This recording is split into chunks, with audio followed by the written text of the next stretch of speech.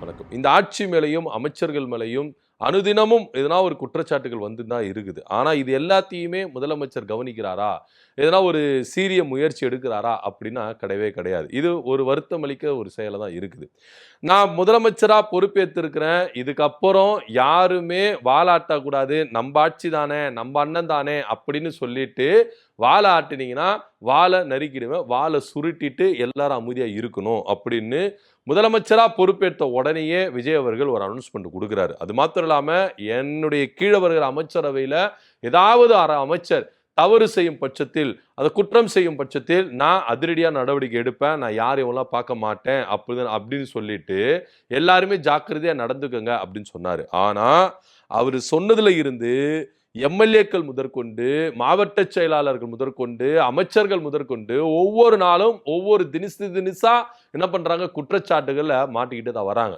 ஆனா இது எல்லாத்தையுமே விஜய் பார்க்கிறாரு, கேட்கிறாரு, ஆனா மௌனமா இருக்கிறாரு அப்படின்னு தான் இங்க பார்க்க வேண்டிய ஒரு விஷயமா இருக்கு. எதனா ஒரு இடத்துல எதனா ஒரு நிர்வாகிகள் தவறு செய்தா அடுத்த செகண்ட் என்ன பண்றாங்க, அடிப்படை உறுப்பினர் பதவியிலிருந்து நீக்கிட்டோம், அவங்க இதுமேட்டு என் கட்சி நிர்வாகிகள்ல அப்படின்னு சொல்றாங்க.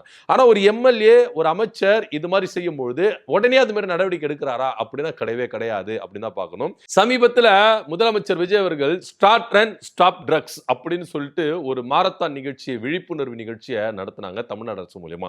இதுல பல குளறுபடிகள் நடந்ததுன்னு வச்சுக்கோங்களேன். யாரும் சரியா கலந்துக்கல, சர்டிபிகேட் கொடுக்கல, மெடல் கொடுக்கல, டிஷர்ட் கொடுக்கல அப்படின்ற விவகாரம் நடந்தது.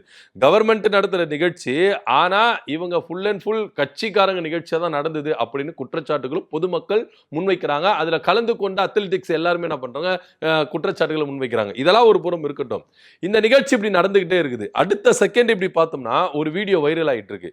இப்ப தாவேகா நிர்வாகிப்பா, ஒரு எம்எல்ஏ, ஒரு அமைச்சர், அவரே வந்து ட்ரக்ஸ் யூஸ் பண்ணியிருக்கிறாரு. அதுவும் மைதானத்துல எல்லாரும் முன்னாடியும் அவர் வந்து என்ன பண்ணியிருக்காரு, ட்ரக்ஸ் யூஸ் பண்ணியிருக்கிறாரு அப்படின்ற ஒரு வீடியோ வந்து ரொம்ப வைரலா பரவின்னு இருந்தது.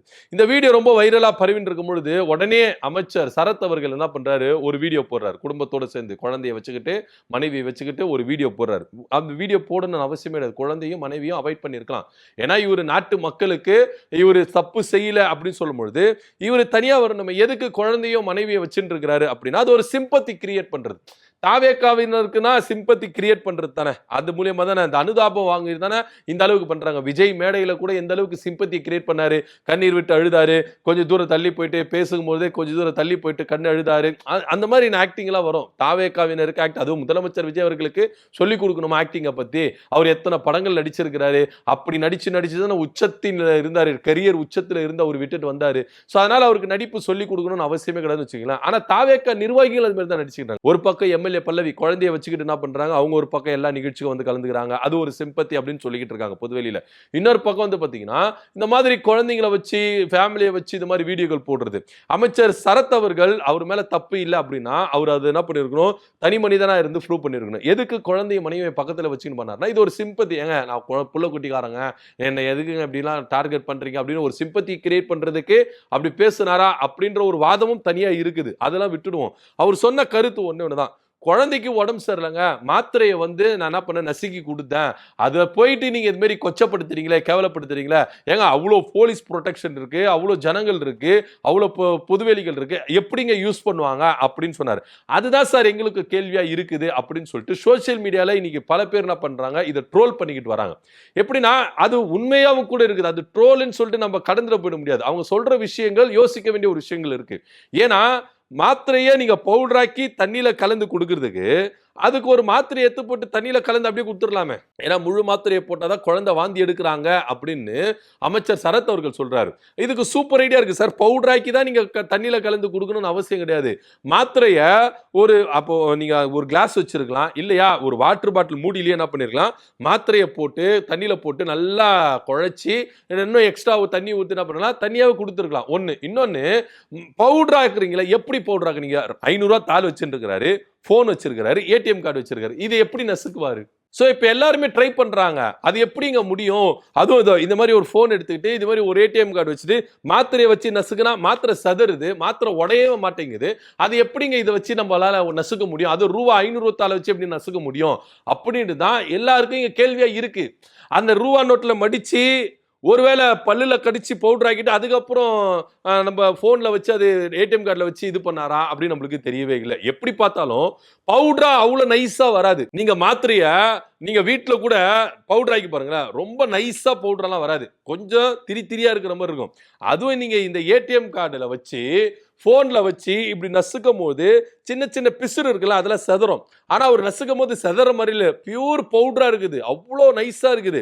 இந்த பான்ஸ் பவுடர் எல்லாம் எப்படி இருக்கும் அந்த மாதிரி இருக்குது. அதை வச்சு இப்படி இப்படி பண்ணாரு அப்படின்றது தான் இங்க பெரிய சந்தேகமா இருக்குது எல்லாருக்குமே. ஸோ இதெல்லாம் வச்சு ட்ரோல் பண்ணிட்டு இருக்காங்க. ஆனா இவர் ஈஸியா என்ன பண்றாரு, நான் மாத்திரையை பவுடர் ஆக்கி தான் கொடுத்தேன். இதுக்கு பல பேர், என் ஃப்ரெண்டு தாங்க அவர் இது மாதிரி பண்ணாருங்க, டாக்டரும் சொல்றாரு நான் தாங்க மாத்திரை எழுதி கொடுத்தேன் அப்படின்ற.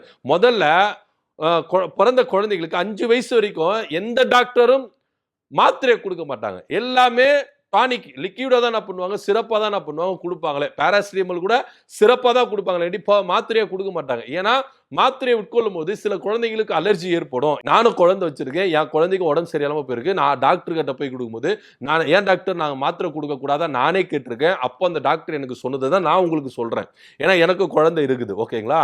அதை வச்சுதான் நான் சொல்றேன். ஸோ அப்போ டாக்டர் சொன்னது என்னன்னா, பிறந்த குழந்தைக்கு 5 வயசு வரைக்கும் டேப்லெட் யூஸ் பண்ணக்கூடாது. அது வந்து சில குழந்தைகளுக்கு ஒத்துக்கும், சில குழந்தைங்களுக்கு ஒத்துக்காது. ஸோ அதனால டானிக் தான் கொடுப்பாங்க.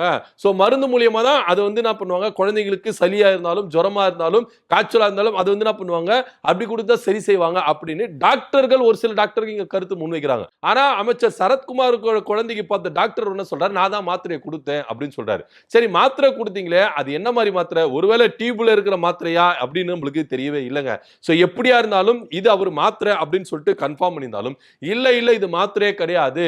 ஏன்னா மாத்திரையை நசுக்கும் போது இவ்வளவு டிஃபிகல்ட் இருக்கு, இவ்வளவு ஃபால்ட் இருக்குது, அது எப்படி ஒரு நசுக்க முடியும்? அதுவும் ரூவத்தால இப்படி மறைச்சிட்டு நசுக்கிறாரு, அப்படி என்ன அப்படின்றத கேள்வியா இருக்குது.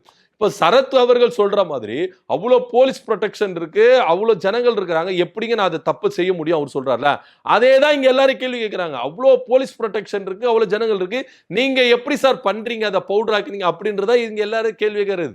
சோ அவர் போதைப் பொருள் யூஸ் பண்ணாரா பண்ணலையா அதை தாண்டி அந்த மாதிரி இதை பண்ண முடியுமா அப்படின்றதா இங்க ஆக்கப்பூர்வமான கேள்வியா இருக்கு. அவர் யூஸ் பண்ணாரு யூஸ் பண்ணல அதெல்லாம் அப்பாற்பட்ட விஷயங்க. இன்னொரு விஷயம் என்னன்னா, அவர் அந்த வீடியோ காட்டும்போது குழந்தையே இல்ல, பக்கத்திலே இல்ல, யார்கிட்டயுமே குழந்தையே கிடையாது. சோ ஹஸ்பண்ட் ஒய்ஃப் 2 பேர் உட்கார்ந்து இருக்காங்க, ஒருத்தர் வீடியோ எடுக்கிறாரு, அவ்வளவுதான். வேற யாருமே குழந்தை கிடையாது அப்படின்றத அங்க பார்க்க வேண்டிய ஒரு விஷயமா இருக்கு. அப்ப எந்த குழந்தைக்கு நீங்க மருந்த மாத்திரையை நீங்க நசுக்கி கொடுத்தீங்க அப்படின்றதா பல பேர் கேள்வி கேட்டிருக்காங்க.